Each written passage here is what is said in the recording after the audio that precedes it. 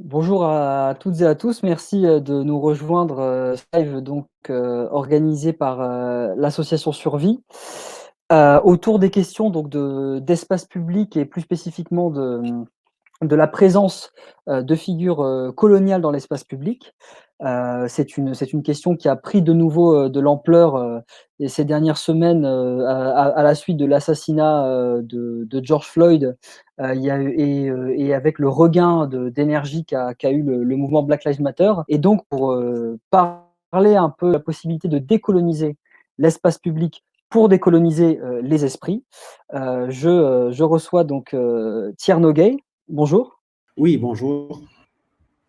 Bonjour. Donc, Thierno Gay, Voilà. tu es philosophe à l'université Cheikh Anta Diop à Dakar, et justement, tu suis de près, tu t'intéresses notamment de la présence de la grande figure, enfin de la figure des massacres coloniaux au Sénégal qu'est Louis Faidherbe. Et nous recevons également donc Thomas Delton. Bonjour à tous. Ok, tout va bien. Donc Thomas, tu es essayiste, donc tu as notamment travaillé sur les questions d'islamophobie et sur la guerre d'indépendance du Cameroun, et tu es l'une des personnes à l'origine de la campagne Faidherbe doit tomber, donc au sein de l'association Survie Nord, mais bien sûr il y a beaucoup d'autres associations qui sont liées, qui sont dans ce collectif, donc le mouvement panafricain pour le rejet du franc CFA, le F8QP, le collectif décolonial déterminé, l'atelier d'histoire critique. J'espère que j'oublie personne. Et donc, alors comment vous, alors d'abord Tierno et puis après Thomas, comment vous analysez ce regain de contestation qui a quand même fait tomber de nombreux statuts en quelques semaines, hein, Schulcher à Fort-de-France, Léopold II à Bruxelles, donc Léopold II, le boucher du Congo, Edward Colston, qui était marchand d'esclaves, qui est également tombé à Bristol.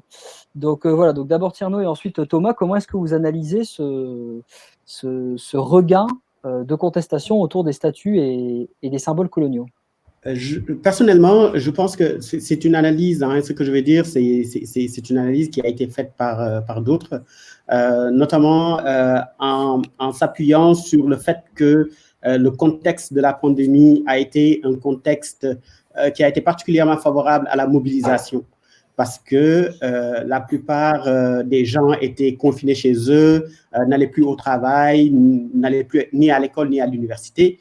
Et quand il y a eu cet événement au niveau des États-Unis, donc le meurtre de George Floyd qui s'est passé en direct devant les caméras, si on peut dire, cet événement-là a été, je veux dire, elle a pu montrer l'horreur finalement que vivent les minorités noires aux États-Unis.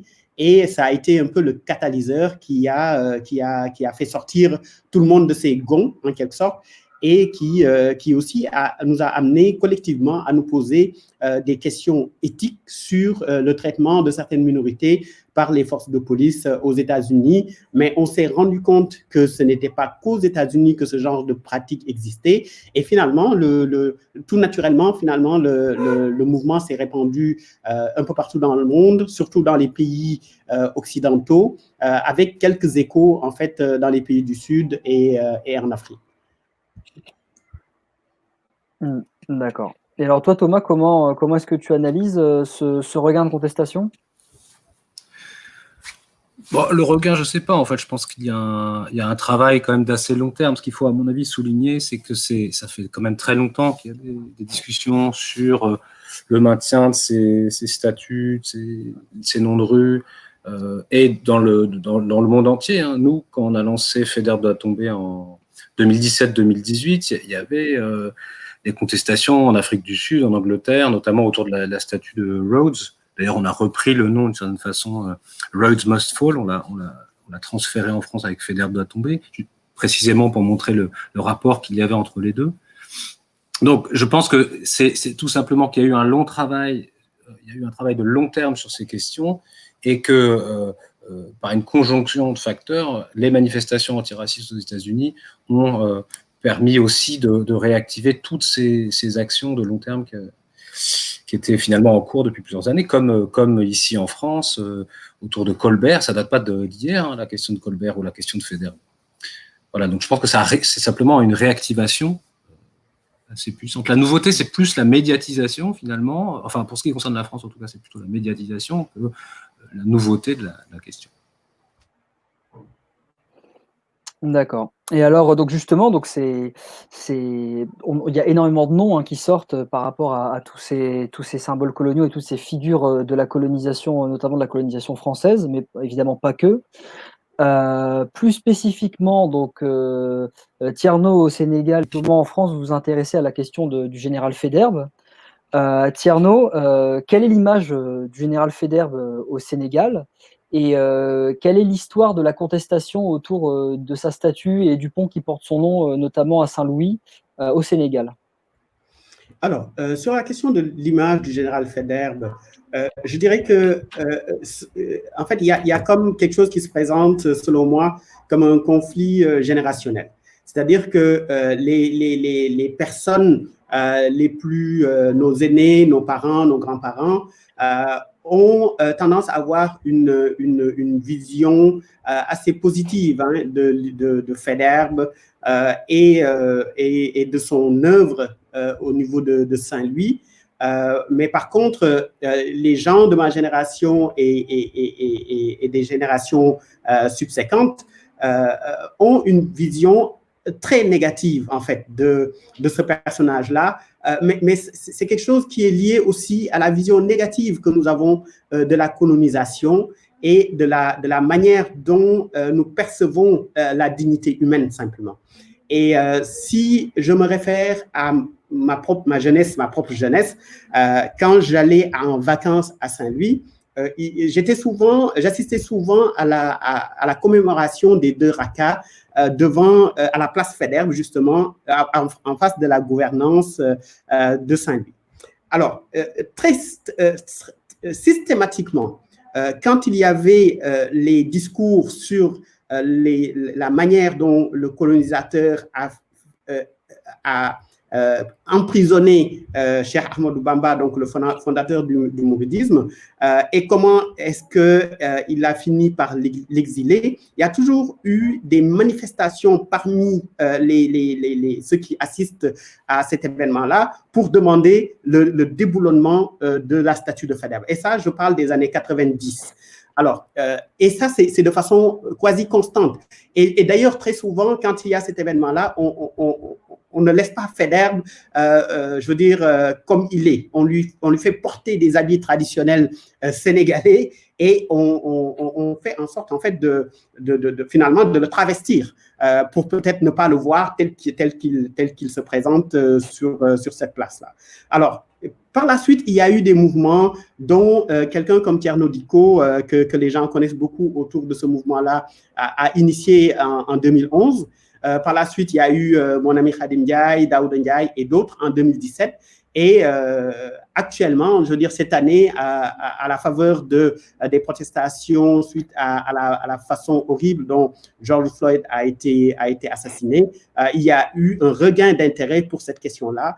Et c'est un intérêt, je dirais, grandissant, parce que des politiciens sénégalais se sont prononcés sur la question, des imams se sont prononcés sur la question, et d'autres acteurs de la société civile sont en train de se prononcer sur la question. Et j'ai même découvert que mon jeune cousin El Hadj Diouf aussi s'est prononcé en disant qu'il faudrait peut-être changer la statue, mais il faudrait peut-être le faire de façon très concertée, mais il serait lui-même favorable à ce que cette statue-là puisse être remplacée par quelqu'un qui soit moins chargé de crimes et qui soit moins taché de sang. Voilà. D'accord. Donc en gros, ça au Sénégal, depuis au moins les années 90, voire peut-être même avant, mais depuis au moins les années 90, toi Tierno, tu as constaté de la contestation autour de cette statue. Thomas, à Lille, bon, même si il me semble qu'il y a eu de la contestation au moment où la statue a été mise en place, ça peut-être que tu pourras nous en parler. C'est vraiment depuis 2018, avec la campagne Faidherbe doit tomber, que la question de la place de Faidherbe dans l'espace public de Lille et ailleurs d'ailleurs a été posée. Comment elle a été accueillie, cette campagne, en 2018 à Lille? Alors, il y a plusieurs questions parce que, en fait, je pense que Faidherbe n'est pas connu en réalité. Ça, c'est quelque chose c'est déjà un point très important. C'est-à-dire qu'une des raisons de l'action de du mouvement qu'on a lancé en 2017-2018, c'est précisément de montrer aux gens, aux Lilloises, aux Lillois, qu'il y avait cette statue, qu'elle était là, et essayer d'expliquer qui était ce personnage. Il y a une très très très grande ignorance de la figure de Faidherbe, au point que sur le socle de la statue elle-même, sur le socle, les dates sont inexactes. Donc c'est un petit clin d'œil à tous ceux qui nous disent qu'on réécrit l'histoire. D'ailleurs, il faudrait d'abord commencer par écrire les bonnes dates sur le socle. C'est-à-dire qu'il est expliqué que Faidherbe était gouverneur au Sénégal de 1863 à 1865. Or, il était aussi gouverneur de 1854 à 1861, et que c'est précisément à cette période-là qu'il a enchaîné les massacres pendant la conquête du Sénégal. Donc, petite première chose, on voit quand même à travers cet exemple-là une très très grande ignorance. Alors, nous, on a lancé ce mouvement pour plusieurs raisons. Un, parce qu'il y avait à cette époque pas mal de débats autour de ces questions. J'en ai parlé tout à l'heure, donc en Afrique du Sud, en Angleterre et ailleurs, qu'il y avait la question de Colbert qui avait été lancée dans une tribune dans Le Monde par le CRAN. Il y avait eu un projet artistique également qui avait été fait à Lille, qui est d'ailleurs pas inintéressant, un projet artistique. Un artiste avait été embauché d'une certaine façon pour faire quelque chose autour des statues existantes à Lille. Et la statue de Faidherbe avait été utilisée comme support par l'artiste, qui a fait un travail qui est sans doute intéressant. Mais ce qui nous avait choqué, nous, c'est qu'il y avait des panneaux explicatifs entre guillemets, qui expliquaient des choses qui nous avaient quand même beaucoup surprises. Je relève juste cette citation. Il y avait une plaque avec un petit bonhomme très sympathique. C'était pour expliquer aux enfants qui était Faidherbe. Alors, je cite la description qui a été faite de Faidherbe, de sa vie. J'ouvre les guillemets. Louis Faidherbe fut un grand militaire français. Il a apporté au long de ses voyages de nombreuses connaissances sur la culture des peuples et du territoire africain. Fermez les guillemets. Donc là, ça, c'était aussi une des raisons pour lesquelles on a commencé à s'activer. Et comme la statue de Saint-Louis, il y a une statue à Saint-Louis au Sénégal qui est tombée du fait des intempéries fin 2017, et que par ailleurs, on s'est rendu compte que Faidherbe était né en 1818, on s'est dit tout ça fait une bonne occasion finalement de nous-mêmes nous intéresser à Faidherbe, essayer d'en savoir plus sur ce personnage. Et on s'est rendu compte que finalement, il y avait très peu d'écrits sur ce personnage, y compris des écrits scientifiques, qui sont très rares. Et donc, on a quand même beaucoup travaillé, contrairement à certains peuvent penser qu'on est des agités, qu'on ne réfléchit à rien, qu'on ne connaît rien à rien. En fait, on a travaillé pendant des mois et des mois pour essayer de comprendre qui était ce personnage, quelle était sa vie, comment il s'inscrivait dans l'histoire de la colonisation et des structures mentales de la colonisation. Et donc, on a lancé notre action en avril 2018, donc en amont du bicentenaire exact de la naissance de Faidherbe. Et on a eu de la chance, car le jour même où on lançait l'action, coïncidence intéressante, la mairie de Lille lançait la restauration de la statue. Et donc, il y a eu du coup, ça a permis de faire une actualité locale autour de cette question. Et on s'est rendu compte qu'effectivement, les gens ne savaient pas qui était Faidherbe et se posaient assez peu de questions sur les raisons de la présence de cette statue qui surplombe la place de la République à Lille. D'accord. Donc ces symboles, pour l'instant, ils sont toujours là. En tout cas, si jamais ils ont pu déchoir, par exemple au Sénégal, c'est du fait de la main de la population plus que d'une véritable décision des pouvoirs publics. Et on a bien vu d'ailleurs en France, à Lille, la réponse de Martine Aubry déjà en 2018 et encore il y a quelques jours au Figaro, qui a totalement botté en touche et qui a totalement évité la question de cette statue pour elle, c'était pas vraiment une question apparemment très importante.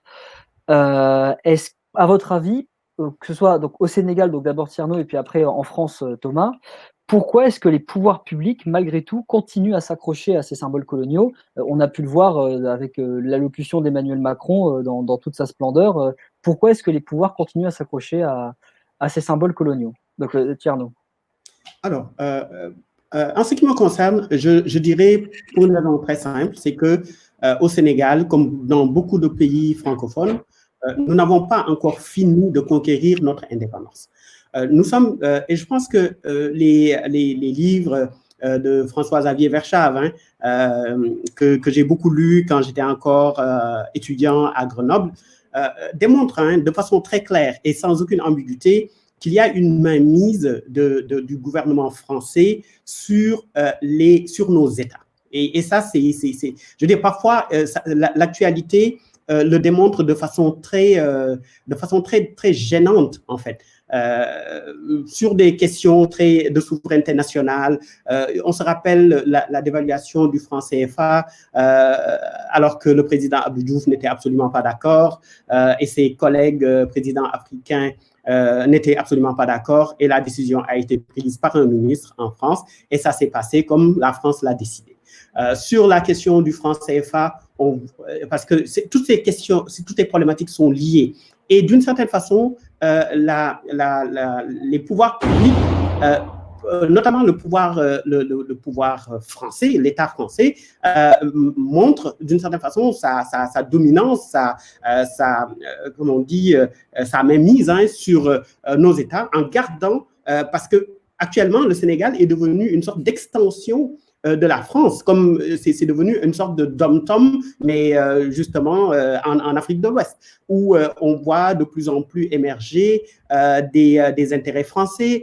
Moi, je disais à certains de mes amis français que quand vous venez au Sénégal, en fait, vous n'êtes pas dépaysés, parce que simplement, vous trouvez exactement ce que vous trouvez en France, vous le trouvez à Dakar, vous trouvez Auchan, vous trouvez Casino, vous trouvez tous ces labels qui ont investi, et puis sans aucune retenue, sans même avoir le tact de juste changer de nom, changer de logo et s'adapter un peu, en tout cas, donner une touche sénégalaise, une touche des gens d'ici à leur propre label. Et ça, malheureusement, c'est ça la réalité de notre quotidien depuis les années 1960. On n'a pas eu de véritable indépendance et c'est ça que nous sommes en train de continuer à payer jusqu'à ce jour. Des ambassadeurs de France qui peuvent s'immiscer dans des débats de souveraineté nationale et qui peuvent même parfois faire des annonces que le président de la République lui-même n'a pas encore eu à faire. Donc, c'est ça la situation. Les gens s'accrochent à ces pouvoirs-là, mais la France particulièrement s'accroche à ces pouvoirs, à ces symboles, parce que simplement, quand la statue de Senghor et plutôt de Faidherbe est tombée à Saint-Louis, c'est Eiffage, une entreprise française, qui s'est chargée de la décrocher et apparemment, en tout cas, le remontage de la statue sur la place Faidherbe de Saint-Louis a été aussi commandité par des politiques français qui ont voulu que ça revienne sur l'espace public, au mépris finalement de la vie des populations, au mépris des protestations des jeunesses, non pas seulement saint-louisiennes, parce que cette question n'est pas une question uniquement saint-louisienne, c'est une question sénégalaise, c'est une question mondiale, parce que célébrer la colonisation, à mon avis, c'est quelque chose d'indélicat, c'est quelque chose de même malsain de le faire au XXIe siècle, et par un pays qui se dit défenseur des libertés, qui se targue d'avoir fait la promotion de la liberté dès le XVIIIe siècle. Alors, il y a beaucoup de contradictions qui sont liées à ces symboles qu'on nous impose. S'il le faut, je reviendrai sur ces questions-là. D'accord. Merci. Et Thomas, toi, en France et plus particulièrement à Lille, à ton avis, pourquoi est-ce que, alors en France en général, quand on voit le discours d'Emmanuel Macron et puis particulièrement à Lille avec le cas de Martine Aubry, pourquoi est-ce que les pouvoirs publics s'accrochent encore à ces symboles coloniaux? C'est vrai qu'il y a un paradoxe entre l'ignorance, y compris de ces gens-là, de l'histoire coloniale et visiblement leur attachement. Je crois que c'est Agnès Buzyn qui disait que c'était la première fois qu'elle entendait parler de Bugeaud. C'est assez intéressant de voir que, y compris des gens prétendument cultivés, ou en tout cas qui prétendent ou qui occupent des hautes fonctions, ne connaissent pas des choses qui doivent être fondamentales. Martine Aubry s'est trompée dans les dates. Elle nous a expliqué que les Lillois étaient très attachés à Faidherbe à cause de la bataille de Bapaume. Enfin, elle était incapable de donner la date de la bataille de Bapaume. Elle a dit 1876, mais en fait, c'est 1871. Bon. Donc, on a des gens... En fait, Tierno parlait de contradiction. Moi, je pense qu'il faut vraiment parler d'hypocrisie. C'est-à-dire que on enseigne très très peu et souvent très très mal l'histoire coloniale, et pourtant on s'infuse dans le débat public l'idée que ça a été une chose dans laquelle il y avait des aspects positifs, quand ça n'a pas été une œuvre carrément positive en tant que telle. Manuel Valls nous a dit là récemment qu'il y avait des aspects lumineux dans la colonisation. On voit que ça tranche quand même avec un autre discours beaucoup plus raisonnable, qui était celui d'Emmanuel Macron pendant sa campagne, qui disait que la colonisation est un crime contre l'humanité. Et à mon avis, plus intéressant que ça encore, c'est d'expliquer que la colonisation est un système criminel. C'est d'abord un système. Le grand travers, à mon avis, des débats qu'on entend en ce moment, c'est de ne pas considérer que la colonisation était un système, et un système, comme le racisme, est un système. Et donc, du coup, on essaie de faire le tri entre le bon et le mauvais. Et je pense que la figure de Faidherbe, c'était une de nos motivations aussi, de mettre ça en avant. L'intérêt de Faidherbe, c'est que précisément, il est perçu comme un bon colonisateur, c'est-à-dire quelqu'un qui aimait beaucoup les Africains, qui a appris les langues, etc. Mais en réalité, c'est faux. Évidemment que s'il a appris les langues, s'il aimait beaucoup les Africains, et surtout les Africaines d'ailleurs, c'était pour dominer. Il travaillait au service des entreprises coloniales bordelaises. Les rares historiens qui ont travaillé sur la question de Faidherbe savent ça parfaitement. Donc, on en a fait une figure positive de la colonisation pour en réalité positiver un système criminel qu'est la colonisation. Nous, ce qu'on essaie de montrer, c'est ça dans un premier temps. Et dans un deuxième temps, on essaie de montrer qu'il y a un lien entre le passé et le présent. On parlait tout à l'heure de la France-Afrique. Une de nos idées, quelque chose qu'on essaie de mettre en avant, c'est de dire que la France-Afrique, donc le système que décrivait Tierno de domination et de collusion entre des élites africaines et françaises, il ne date pas d'hier, il ne date même pas d'avant-hier, c'est quelque chose qui a été construit au temps de la colonisation elle-même et même avant. Et précisément, Faidherbe a été un des théoriciens de ça. Comme il avait peu de moyens pour coloniser, il s'appuyait sur des élites conciliante pour pouvoir imposer la domination française sur les territoires, ce qui est un des principes fondamentaux du néocolonialisme france-africain. Donc, ce que je trouve très intéressant, c'est de faire ce lien entre le passé et le présent. J'ajoute une toute petite chose, si nos responsables politiques, tu parlais de Macron ou d'Aubry, affirment qu'ils sont très attachés à ces figures-là, c'est parce que aussi, il faut voir, en fait, ce qui est intéressant, c'est d'étudier comment ils utilisent le nous. Nous sommes attachés. Martine Aubry dit, nous, à Lille, nous sommes attachés nous ne sommes pas attachés à Faidherbe comme figure coloniale, mais nous sommes attachés à Faidherbe comme résistant aux Prussiens. Bon, la première chose, c'est que, et c'est une petite anecdote intéressante, là, il y a une colonne Faidherbe à Pont-Noyel dans la Somme, elle a été attaquée en 1903 par des gens, et pas pour des raisons coloniales, elle a été attaquée par des gens qui luttaient contre le militarisme en France. Et il y avait écrit, ils ont décroché les plaques explicatives, et ils ont écrit « À bas le militarisme, hommage aux victimes de votre barbarie ». Donc, ça aussi c'est discutable, c'est-à-dire l'aspect militariste en tant que tel de Faidherbe, même en tant que héros de la guerre contre les Prussiens en 1870-1871, même ça c'est questionnable. Donc, et quand on entend Macron qui nous dit nous ne pouvons pas réécrire l'histoire, nous ne pouvons pas réviser qui nous sommes, la question qu'il faut se poser, c'est qui est nous ? Et si on creuse bien, et si on voit le discours, on voit très bien que c'est finalement la bourgeoisie blanche, parisienne, c'est eux qui le défendent à travers ces statuts. Et donc justement, là, on voit bien que ces pouvoirs publics s'accrochent au statut et pour des raisons finalement assez profondes. Malgré tout, que ce soit au Sénégal comme en France, vous essayez de les interpeller, ces pouvoirs publics, pour qu'elles s'emparent de la question.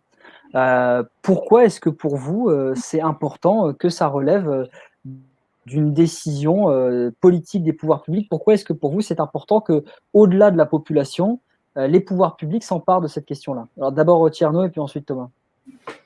Ok, moi, en ce qui me concerne, je ne dirais pas que c'est important que ça relève des pouvoirs publics. C'est sûr que la question de la dénomination d'une rue ou la décision de consacrer une place publique relève de ces pouvoirs publics-là, qui auraient tout intérêt à entendre les protestations de ceux qui les ont élus, de ceux dont dépendent leurs propres mandats. Mais en tout cas, j'ai le sentiment que sur la question de la dénomination, sur la question des statuts à honorer, il y a les populations sont en train, en tout cas au Sénégal, il y a une montée d'intérêt sur ce sujet-là, et de plus en plus de voix s'élèvent pour remettre en question ce choix qu'a fait le Sénégal depuis les indépendances de laisser la colonisation subsister à travers les rues de Dakar, les rues de Saint-Louis, à travers certaines statues, alors que on ne voit aucune statue de héros de chez nous. Hein. Je veux dire, c'est extrêmement rare de rencontrer un résistant à la colonisation célébré. Tout le monde connaît Lat Dior, mais quand on parle de Lat Dior, on en parle peut-être plus à Thiès qu'à Dakar et à Saint-Louis, alors que c'est des gens qui sont réputés être des héros nationaux. Les résistants pacifiques aussi, quelqu'un comme Cheikh Ahmadou Bamba, qui a supporté tous les sévices, toutes les exactions du colonisateur et qui n'a jamais appelé à prendre les armes contre celui-ci et qui s'est focalisé sur la culture, sur l'enseignement, sur la religion. Toutes ces personnes-là, on parlait de Cheikh Oumar Foutiyou Tall, des personnages mythiques, en tout cas des personnages qui sont très respectés au Sénégal, qui auraient mérité d'avoir les honneurs de ceux qui ont résisté, de ceux qui ne sont pas restés les bras croisés, qui n'ont pas subi sans rien dire ni sans rien faire. Alors, personnellement, je pense que le plus important, c'est moins l'action des politiques que la prise de conscience populaire, la prise de conscience des jeunesses de notre pays, de l'aberration que constitue la survivance de ces personnages à travers des noms de rue, à travers des statues, à travers des places publiques, parce que c'est une ultime humiliation, c'est la persistance de l'humiliation coloniale que l'on continue à célébrer dans nos villes, dans nos pays. Et aussi, par rapport à l'exemplarité, cela crée au niveau de nos jeunesses un complexe d'infériorité persistant qui fait que souvent, quand nos élites sont en face des Occidentaux, des personnages du gouvernement français ou n'importe qui, ils ont tendance à simplement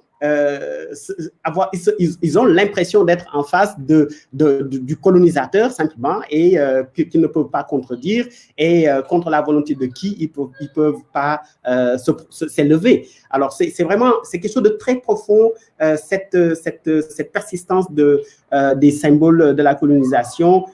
Cela détruit finalement, cela corrode la dignité de nos enfants, la dignité de nos concitoyens. Et je pense qu'il est grand temps qu'il y ait un grand mouvement là-dessus. Mais à mon avis, il faut que cela parte de la base d'abord, que le peuple se lève pour que les politiciens, pour obliger les politiciens à les écouter, justement. D'accord. Et alors Thomas, justement, sur cette prise de conscience par les pouvoirs publics? Non, moi, je trouve vraiment très, très intéressant ce que vient de dire Tierno, quoi, sur l'idée que cette statuaire, elle impose finalement le pouvoir, elle nous impose un pouvoir, et ça me fait penser à cette phrase de Frantz Fanon qui est beaucoup répétée en ce moment, mais qui est très intéressante, je la cite: « Chaque statue, celle de Faidherbe ou de Lyotet, de Bugeaud ou du sergent Blandan, tous ces conquistadors juchés sur le sol colonial n'arrête pas de signifier une seule et même chose: nous sommes ici par la force des baïonnettes. » Ben voilà, vous l'avez. Cette phrase dit beaucoup de choses. Et c'est bizarre, ça date de 1961 et c'est quand même étrange et en même temps très révélateur qu'on soit encore à débattre de ces questions-là, que l'état du débat en soit là, disons. Pour ce qui est des pouvoirs publics, bon, nous, pourquoi on essaie d'avoir un dialogue avec les pouvoirs publics à Lille pour deux raisons. Une raison technique, déjà, c'est que la statue, elle fait 15 mètres de haut, elle doit peser 40 tonnes et qu'il est très peu probable qu'on réussissent à la déboulonner. Mais de toute façon, c'est pour une raison beaucoup moins anecdotique, c'est en fait évidemment pas le but de notre collectif. Le but de notre collectif, c'est d'utiliser le support, presque le prétexte finalement de Faidherbe, de la statue de Faidherbe, pour lancer un débat beaucoup plus général sur la question du lien entre le passé colonial et le présent, mais c'est aussi pour nous une façon de travailler en solidarité internationale avec des mouvements comme celui de Tierno au Sénégal ou plein d'autres. C'est une façon aussi de travailler ensemble à ces questions-là. Et si on interpelle les pouvoirs publics, c'est qu'on veut que ces pouvoirs publics prennent position sur ces questions. Une anecdote révélatrice, qui est plus qu'une anecdote. Dans les écoles primaires de Lille, on envoie les enfants au musée des Canonniers, qui est un musée très militariste, très patriote, dans lequel il y a une sorte de culte qui est fait à Faidherbe, où on nous explique que c'est un grand héros, quelqu'un qui a fait le Sénégal, c'est quelqu'un qui a fabriqué le Sénégal. C'est vraiment de la propagande coloniale primaire, et on retrouve ça dans les cahiers, avec l'écriture des enfants. Les Sénégalais sont très reconnaissants à Faidherbe. Il y a quand même un problème fondamental. Donc, au-delà de la statue, au-delà même de Faidherbe, on essaie de poser la question générale du rapport entre le passé et le présent. On a une statue de Mitterrand, par exemple, qui sert pour la session survie très souvent de support pour interroger les pouvoirs publics sur la question du génocide, de la complicité française dans le génocide des Tutsis au Rwanda. C'est évidemment des supports. Donc, les gens qui pensent qu'on est des obsédés des statues, mais non, on n'est pas si bête que ça. Évidemment qu'on essaie de soulever des questions beaucoup plus profondes. Et c'est bien la raison pour laquelle on a en face de nous toute une machinerie, toute une propagande finalement qui essaie de nous cornériser en parlant de nous comme de séparatistes ou en parlant de nous comme d'agités, des vandales, etc. Mais tout ça, c'est un vocabulaire qui sert à discréditer un questionnement qui est légitime. D'ailleurs, le mot légitime était le mot que Martine Aubry a utilisé quand on l'a interpellée la première fois en 2018. Elle a dit c'est un questionnement légitime. Or, aujourd'hui, maintenant qu'elle est en campagne électorale et qu'elle parle au Figaro.fr, c'est plus du tout légitime et elle nous propose uniquement une petite plaque avec écrit des vagues petites choses en police 13 ou je ne sais quoi. C'est invraisemblable, en fait. On est sur des débats fondamentaux de la société française et même beaucoup plus globalement sur la question des rapports nord-sud, des rapports entre les blancs et les racistes. Et on nous dit qu'on va mettre une petite plaque. C'est effarant, en fait. Maintenant, pour les critiques que vous avez eues, qu'est-ce que vous répondez? Alors, d'abord au Sénégal avec Tierno, puis après en France, Thomas. Qu'est-ce que vous répondez aux personnes qui disent que faire disparaître ces statues, c'est faire disparaître la mémoire de l'histoire coloniale? Vous l'avez déjà un peu évoqué, hein, on a déjà des éléments de réponse, mais qu'est-ce que vous répondez à ces gens-là? D'abord, Tierno. Alors, personnellement, je ne pense pas que les statues soient des livres d'histoire. Et la question de la mémoire qui est posée à travers ces statues, je veux dire, il y a tellement très peu de statues au Sénégal que dire ça, c'est finalement admettre qu'on n'a absolument pas d'histoire. Parce que on parle de la statue de Faidherbe, mais de qui parle-t-on d'autre au Sénégal actuellement, à part les rues que nous avons héritées de gens qui sont venus ici pour prendre notre place et pour en fait prendre notre place et nous transformer en esclaves pour qu'on travaille pour eux, pour leur propre confort. Et il faut rappeler une chose qui est très importante, c'est que la colonisation se passe dans un contexte de surpopulation en Europe où quelqu'un comme Malthus préconisait l'élimination d'une partie de la population, justement, pour que les plus valides, les plus aptes à travailler puissent survivre et que tous ceux qui ne sont pas aptes à apporter quelque chose à la table soient simplement éliminés. C'est-à-dire, cette solution qui a été préconisée à un moment par Malthus est très révélatrice du contexte de surpopulation et de désarroi dans lequel se trouvait l'Europe au moment où les gens décident en fait de se déporter sur d'autres territoires. Mais ils l'ont fait de façon tellement violente que, bon, ça a donné, parce qu'après avoir aboli l'esclavage, on a enchaîné sur la colonisation, sachant que les esclavagistes ont été quand même dédommagés et qu'on leur a donné des droits et on leur a permis des choses sur le dos des esclaves. En tout cas, c'est une histoire sur laquelle je ne m'étendrai pas outre mesure, mais il faut que les gens comprennent que la question de la mémoire ne se joue pas sur une statue parce que simplement la statue, et beaucoup de gens qui passaient devant la statue de Faidherbe à Saint-Louis n'en savaient pas grand-chose sur la véritable histoire de Faidherbe.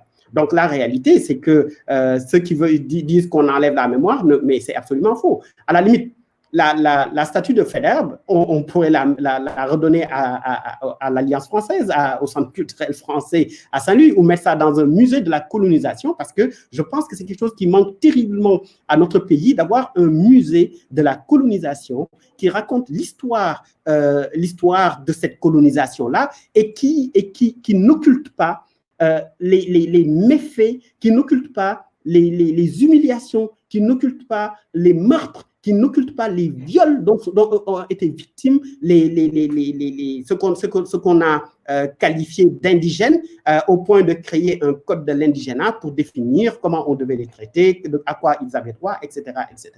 Donc, personnellement, sur la question de la mémoire, je suis absolument en désaccord avec les gens qui veulent associer les statuts et la mémoire, sachant que à la limite, si on devait aller jusqu'au bout de cette histoire-là, il faudrait que chaque génération choisisse sa mémoire. Mais qu'une statue qui a été placée à la fin du 19e siècle dans un endroit ne puisse pas nous être imposée au 21e siècle, alors que nous avons de bonnes raisons de penser que cette statue n'a plus sa raison d'être dans l'espace public sénégalais. D'accord. Et Thomas, donc... quelque chose qui est intéressant, c'est quand même de signaler que la statue de Saint-Louis a été placée par les autorités coloniales en 1887, si ma mémoire est bonne. Donc c'est pas quand on entend des arguments du type mais les Sénégalais ont une statue de Faidherbe chez eux, ça prouve bien que elle a été placée par qui? Elle a été maintenue par qui? Elle a été installée par des Français et ensuite par un pouvoir pro-français, qui en tout cas avait intérêt à rester très lié à la France. Sur la question que tu poses moi je suis tout à fait d'accord avec cette idée de mettre ce type de statues dans des musées. Bien sûr qu'il ne faut pas les détruire. C'est des objets historiques très intéressants. D'ailleurs, la statuaire elle-même est très intéressante. Il y a pour la statue de Faidherbe à Lille, il y a 3 femmes qui sont béatement assise sous le cheval de Faidherbe, dont une qui est derrière lui, derrière le cheval, la bouche ouverte, derrière sa queue. C'est très intéressant aussi de décrypter ce genre de choses. Donc là, je pense que dans un musée, ce serait intéressant d'expliquer ça. Par contre, si c'est pour glorifier ce personnage, ça ne va pas. À ceux qui disent qu'on détruit, on veut détruire l'histoire ou la mémoire. D'ailleurs, il faudrait réfléchir à ces deux concepts qui sont moins distincts qu'on le dit souvent. Déjà, qui commence à travailler sur ces questions, à lire et à se rendre compte qu'il y a déjà très peu de choses sérieuses sur Faidherbe, pour ce qui le concerne. Et par ailleurs, il est temps, si on veut parler de la colonisation dans l'espace public, de s'appuyer sur des supports quand même plus réjouissants pour l'avenir que les oppresseurs. Soit on fait des monuments en hommage aux victimes, très nombreuses, de la colonisation, soit à ceux qui ont résisté, ceux et celles qui ont résisté à la colonisation. Voilà, donc ça pose aucun problème. C'est d'ailleurs nos mouvements qui essayons de rendre visible l'histoire de la colonisation. Donc là, il y a un retournement effarant quand on nous dit vous essayez de retirer, d'invisibiliser l'histoire coloniale. Mais on fait précisément l'inverse. Si on est là ce soir, c'est précisément pour l'inverse. Donc ça me semble être vraiment une fausse polémique, comme beaucoup d'ailleurs, comme beaucoup de choses. Ok, donc justement, moi j'en ai fini avec mes questions, mais on va pouvoir rebondir avec tout ce que vous avez dit, notamment en termes d'histoire coloniale et en termes de sexisme, avec les questions qui ont été posées par les gens qui nous regardent. Alors d'abord sur la question de la mémoire coloniale, justement faisons-le maintenant. On nous demande de rappeler brièvement concrètement ce qu'on sait des actions de Faidherbe au Sénégal, c'est-à-dire quels massacres ont été perpétrés au Sénégal lorsque Faidherbe était gouverneur. Alors Tierno ou Thomas, comme vous le sentez. Oui. 2 articles de Khadim Ndiaye sur CNE+, qui présentent de façon très détaillée ces massacres qui sont produits au Sénégal, sachant que Faidherbe commence en Algérie et peut-être même avant. Et donc, sur la question des massacres, c'est des faits historiques qui ne sont plus discutés. Récemment, il y a quelques jours, le professeur Iba Der Thiam, qui est un historien réputé, a confirmé les massacres de Faidherbe au Sénégal, notamment lorsqu'il a fait état de 20 000 personnes massacrées en 8 mois sous la direction du gouverneur Faidherbe. Donc, je pense que à la limite, vous savez, moi, je ne pense pas que la question de la quantité de personnes qui ont été massacrées est importante. Je donne juste un exemple. En 2016, j'étais encore à Montréal. Il y a eu le scandale Claude Jutras. C'est-à-dire qu'en fait, au Québec, il y avait un festival du cinéma, en tout cas un événement extrêmement important autour du cinéma qui s'appelait les prix Jutras, donc pour le cinéma québécois. Et il a suffi d'un témoignage de quelqu'un qui a dit avoir été victime de pédophilie de la part de Jutras pour que le prix Jutras change de nom immédiatement et que les rues qui s'appelaient Jutras soient débaptisées et qu'il y ait eu un processus à l'échelle du Canada pour enlever le nom de cette personne-là. Je veux dire, il faudrait qu'on nous respecte, qu'on respecte la souffrance des gens. Vous ne pouvez pas honorer quelqu'un qui a fait énormément de mal à énormément de personnes pour la raison selon laquelle sa statue nous fait bénéficier d'un statut de patrimoine mondial de l'UNESCO ou que ça attire les touristes. Franchement, il y a des arguments que j'ai entendus qui sont à pleurer. Parce que vous ne pouvez pas vendre la dignité de vos frères, de vos sœurs, de vos ancêtres sur l'autel de quelques touristes qui viendraient parce qu'il y aurait une statue de Faidherbe dans une place à Saint-Louis. Et même, je veux dire, si on va plus loin, le nom de Saint-Louis, c'est-à-dire tous les noms qui ne nous ressemblent pas, qui ne font que nous rappeler la mission civilisatrice de la colonisation. Parce que aujourd'hui encore, il y a des gens, autant en Occident qu'en Afrique, qui ont été nourris à cette idée qu'il y aurait une hiérarchie raciale qui ferait que les Noirs seraient carrément inférieurs aux autres et que ces questions-là, en fait, on ne doit même pas en discuter puisque de toute façon, on ne peut qu'accepter cet état de fait, ce qui est une grande manipulation, bien évidemment, mais malheureusement, on est dans une problématique extrêmement complexe qui demande beaucoup de pédagogie, beaucoup d'information, beaucoup de sensibilisation et je pense que ce qu'on est en train de faire va aider vraiment à soulever, à faire sortir les cafards et à permettre à ce que les gens soient mieux informés sur cette situation et qu'on rétablisse finalement l'égalité entre tout le monde et la dignité humaine, simplement.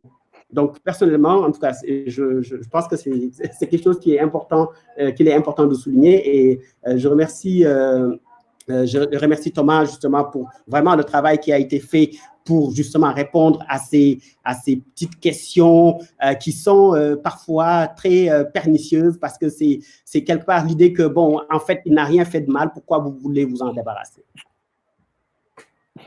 Alors justement, donc là, Tierno, tu parlais finalement du fait que le processus de colonisation il est indissociable de la construction du principe de race. Je fais le lien avec le fait, donc Thomas, tu nous parlais de la statue de Faidherbe qui en plus d'être extrêmement raciste est extrêmement sexiste. On nous pose justement la question de l'intersection entre les deux. Avec bien sûr le principe de féminisme décolonial qu'il y a derrière, qui a notamment été porté par Françoise Vergès. Alors peut-être d'abord Thomas et puis après Tierno. Ben, je trouve qu'on est assez mal placé pour peut-être parler de ça, mais enfin, Oui, un mot peut-être c'est sûr. pour rester sur Federbe. Il y a vraiment, enfin, sur Federbe a eu une relation avec les femmes qui était assez intéressante, puisque dès qu'il arrive au Sénégal, il cherche une petite amie et il prend il prend une femme temporaire. Il paraît que ça se faisait beaucoup à l'époque chez les colons, qui s'appelait Diokonda Sidibé. Il lui fait un enfant, elle avait 15 ans. Donc, il a un enfant avec cette dame, et puis de retour en France quelques mois après, il se marie avec sa nièce d'ailleurs, qui avait 18 ans, elle. Donc là, je pense qu'on pourrait aussi rentrer par cet angle-là dans la vie de tous ces messieurs qui sont honorés. Moi d'ailleurs, ça m'a assez surpris que Martine Aubry, bon, visiblement, elle n'a pas envie de faire grand-chose sur l'histoire coloniale, mais en répondant au Figaro, elle aurait pu en tant que femme, maire d'une grande ville, dire bah moi je supporte pas qu'il y ait une statuaire aussi sexiste au-dessus de la place de la République de ma ville, qui est quasiment la plus grande place de l'île sans doute, et qui en plus honore quelqu'un qui a eu ce parcours de vie là. Enfin, tout ça me paraît effarant. Donc oui. En fait, il y a des chantiers historiques absolument énormes, et on débat avec des adversaires qui nous parlent de séparatisme, qui nous expliquent que finalement c'est un faux débat. Enfin, moi, je trouve ça assez désespérant, en fait, hein, vraiment. Enfin, très, très désespérant. Alors, Tierno, peut-être sur ces questions Oui, je de suis tout à fait genre. d'accord. Ouais. Oui, mais vous savez, la question, parce que les pratiques coloniales, les colonisateurs avaient un peu, en fait, la possibilité justement d'avoir des concubines parmi entre guillemets, les indigènes.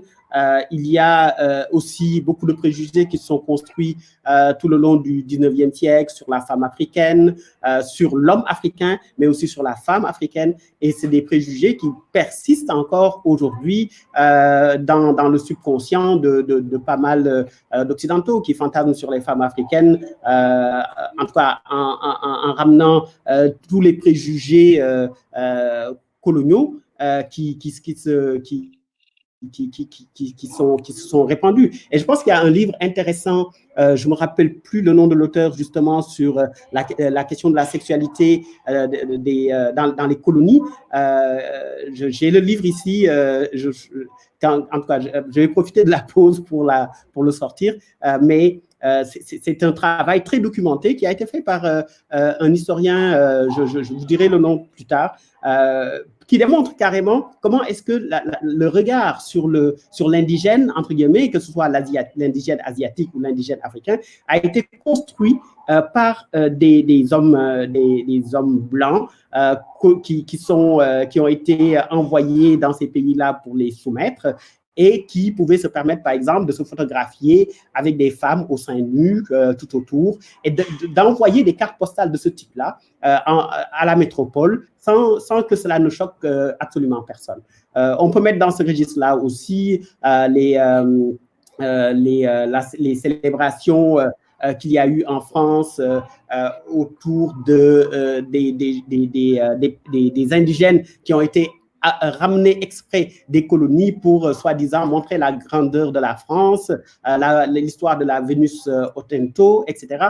Je veux dire, toutes ces choses-là sont liées, en fait, les unes aux autres. Et malheureusement, il y a encore des gens qui trouvent de la fierté à avoir eu des ancêtres qui ont eu ce genre de comportement-là, qui ont eu ce genre de pratique-là, et qui ne sont même pas capables de simplement s'indigner sur ce qui s'est passé, même si, évidemment, l'idée n'est pas de réécrire l'histoire, mais nous ne regarderons jamais l'histoire avec les yeux de ceux qui l'ont fait, nous les regarderons toujours avec nos yeux du présent, et personnellement, je n'ai aucun état d'âme à voir cette histoire-là avec mon éthique d'aujourd'hui, et considérer que c'est des choses qui sont absolument ignobles et qui sont inacceptables, peu importe l'époque où ça a été fait, c'est des choses qui sont abjectes et que tout le monde devrait condamner, y compris ceux qui se réclament de cet héritage-là. D'accord. Alors, autre question plus spécifiquement. Donc, vas-y, Thomas. Oui.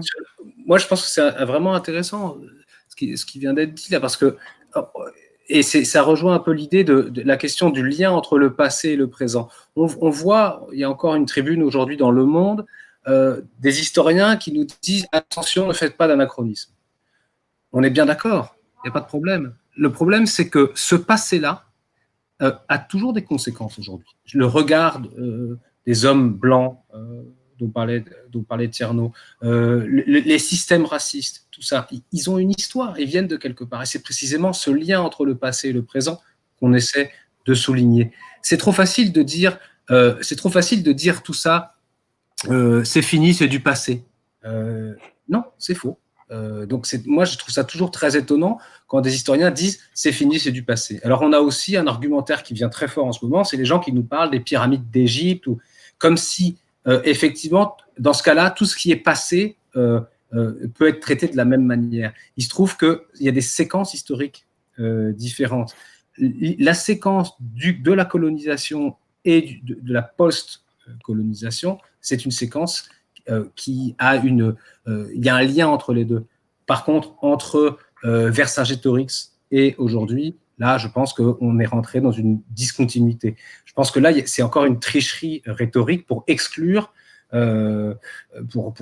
débat la question du passé et de ce qu'il en reste. Et c'est extrêmement gênant.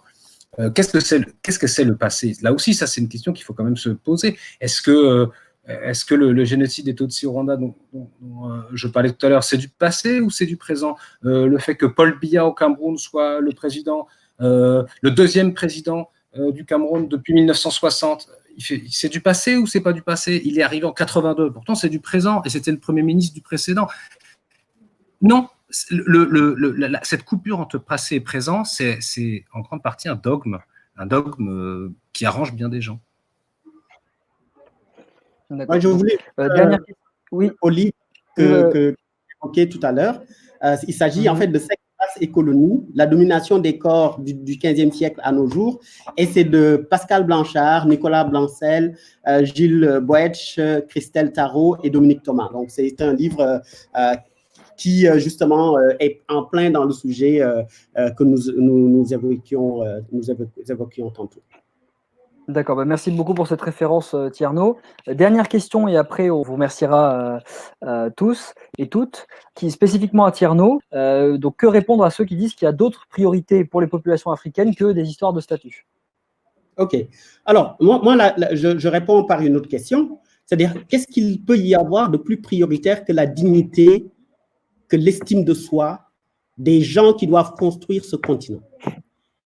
Qu'est-ce qui peut être plus prioritaire que la confiance en soi que nos concitoyens, que nos compatriotes doivent avoir pour aller à la conquête du monde?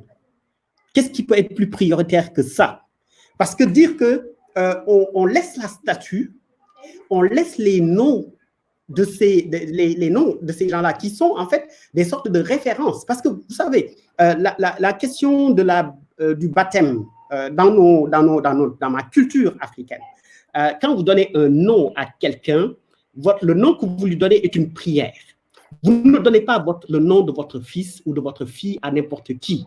Parce que la baptisation, entre guillemets, en fait, est un processus de référencement, mais aussi, c'est aussi toute une pédagogie dans la formation et dans le cursus de la personne. Alors, si on veut juste dire que oui, il y a des choses plus prioritaires, mais en fait, enlever la statue de Senghor, je dis toujours Senghor, c'est un lapsus peut-être qui risque de me compromettre quelque part auprès de ceux qui nous écoutent. Mais en fait, enlever la statue de Faidherbe, on a vu que ça ne prend pas 5 minutes. Je veux dire, en l'espace d'une nuit, la statue était à terre. Alors, on pouvait parfaitement l'enlever et ne plus la remettre. Changer les noms. J'ai lu l'article que mon ami Adi a partagé récemment de quelqu'un qui travaille à la mairie de Dakar et qui est chargé des affaires culturelles, qui dit qu'il est en train, lui, de réfléchir justement sur une politique cohérente de débaptisation et de rebaptisation des rues de Dakar pour effacer de l'espace public les colonisateurs, c'est-à-dire des gens qui n'avaient pas de respect, qui n'avaient pas d'égard pour nous et qui étaient là pour nous humilier, pour nous exploiter.